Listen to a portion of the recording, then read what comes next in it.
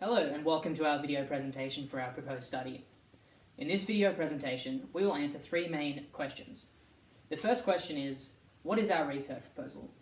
The second question is, why is this research significant and important?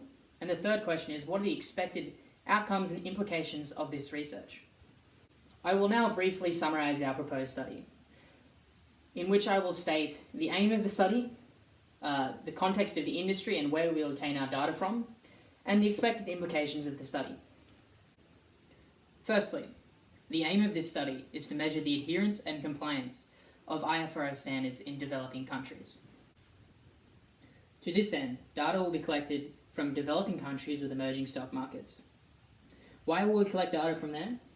Well, the context is that developing countries adopt IFRS standards in the hope of gaining international investment and lowering funding. The expected implication of this study is that developing countries should not be adopting the IFRS standards in its current state.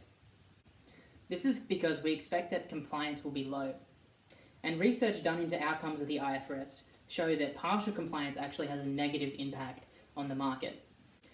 Next, I will give an introduction on our motivation to study this and why it's important. I will also briefly outline what research has been done in the past on this topic. Globalization has been the driving factor that's pushing international financial reporting standards. Because of this push for the IFRS, it is important that research is done to determine how, where, and why to apply the IFRS. When reading about the research done into the international financial reporting standards, we noticed that there was a large gap, being the extent of compliance of the IFRS. So, our motivation comes from trying to fill the literature gap in this important topic. We believe that it is essential that this gap is filled, because globalization forces countries to do business with each other. And if countries have different accounting standards, that causes a lot of problems with things like asset valuation and comparability. Past research indicates that compliance is a huge issue. It suggests that developing countries do not have the systems or education in place to fully comply with the IFRS. And research into outcomes shows that partial compliance has negative outcomes. Lastly, I want to elaborate on what the expected outcomes and implications of this research is. The expected outcome of this research is that developing countries will have a low compliance measurement. The real-world implications of this would include developing countries should reconsider adopting the IFRS in a similar way. Also, there are implications for investors looking at financial statements in developing countries. They shouldn't assume just because the developing country has adopted the IFRS that they will comply or the country will enforce it. Another implication is that the IFRS should look into how they get countries to adopt their standards and whether they should play a role in the enforcement of them. The main literature implication is that there will be more empirical data so that researchers can use it to study the effects that compliance has with the IFRS. Hi, I'm Roy, and I will talk about the literature review and some findings from our research study. And the first, I want to say there are many countries in the world adopt the international financial reporting standards to report their transaction and other events.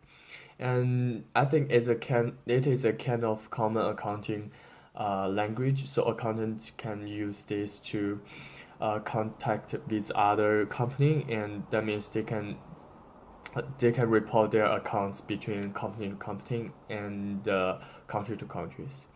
And in the factors of explains difference in accounting practice in different accountings, companies are about the historical development of a natural economic and its capital markets, and also about the difference in legal systems, difference in the nature of property rights, and the size of the complex of companies with a country, and the social climate, the degree of current stability, the extent of accounting laws, and education systems. So there are 8 factors we found. And from our research study, the first, we found that there must be a full adoption in IFRS, and countries cannot just make their GAAPs close to the IFRS.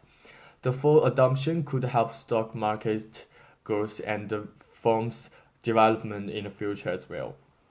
And from a research study we found from the website, and this research study is based on accountants from the Singapore and Malaysia and Indonesia to know what they think about their country to adoption the IFRS.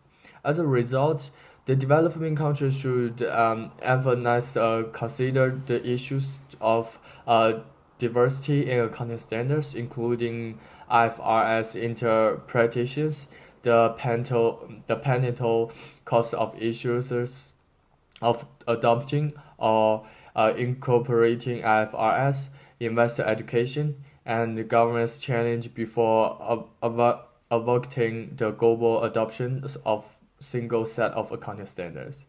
Also, from another group test which done by the Zaros, and he done this test about these two groups. The one group is about the countries who have already adopted the IFRS, and the other group is the countries haven't done it yet. So from his test, our group found as a major deployment of two IFRS adoptions, economic growth level can support the developing countries to sustain and face to the challenge from other countries. The final result shows that the more developing country is open to outside world, and the more likely is to adopt the IFRS as the way to know to do the transaction and to get through the globalizations. And the last is about the research gap. And through the research, the negative consequences come from the developing countries that were not totally complying the IFRS.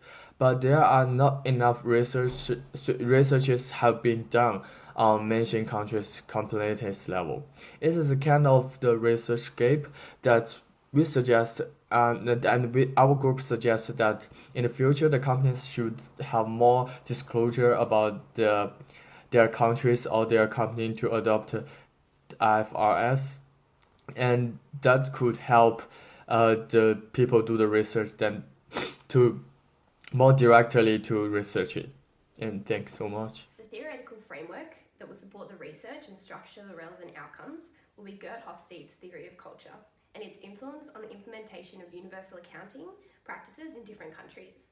Hofstede's classification system of national culture characteristics explores 4 variables of power distance, individualism versus collectivism, masculinity versus femininity, and uncertainty avoidance. The fundamentals of each pillar are as follows. Power distance explores how a certain society accepts the power inequalities, as people who exhibit a large degree of power will be respected within society and accept the hierarchy order. It explores the difference between societies who maintain power distance, whereby restricting information in order to maintain imbalance of power, and societies who maintain low power distance by the attempted equal distribution of control. Individualism versus collectivism relates to the amount of integration a society has amongst its members. This collectivism dimension exhibits characteristics of a tight-knit social framework where people can expect their close relations to look after them in exchange for unquestioning loyalty. On the contrary, individualism, preference for a loosely knit society where self-interest triumphs over helping others. Masculinity versus femininity represents the corresponding characteristic traits. Masculine societies strive for achievement, exhibit assertiveness, heroism, and seek material rewards for success. Femininity dimension in society is less competitive with a desire for cooperation, care, and quality of life. Uncertainty avoidance fundamentally covers a society's desire to control outcomes. It is assessed through a culture's response to the feeling of uncertainty and ambiguity. Through the application of this theoretical framework, the research would be able to identify cultures that would perhaps use accounting methods to exhibit power, lead to a higher level of performance, or even firmly concrete their position in homogeneity with others. An assessment of culture and the way one society works different from another will accurately ascertain how certain developed countries would benefit from less standardised approach to accounting frameworks, and the implications a standardised approach may have on the stock market growth in developing nations. Therefore, as previously noted from our other group members, our research aim was to examine the compliance of IFRS in developing countries for international accounting purposes. The report should state why positivism would work best rather than a normative research approach. As Bailey stated, empirically observational data along with scientific evidence would be best to develop statements that should be tested to agree to the research aim of this report. With the observation of developing countries in line with the IFRS, quantitative research approach will assist in coming to the agreed assumption. With this, we have come to the conclusion that our study will come to the outcome that developing countries should not adopt the IFRS in its current state. Standardization does not work best in developing countries and should only be articulated in developed countries. Bailey, Roy, Brianna, and I, Carla, thank you for listening to our video presentation.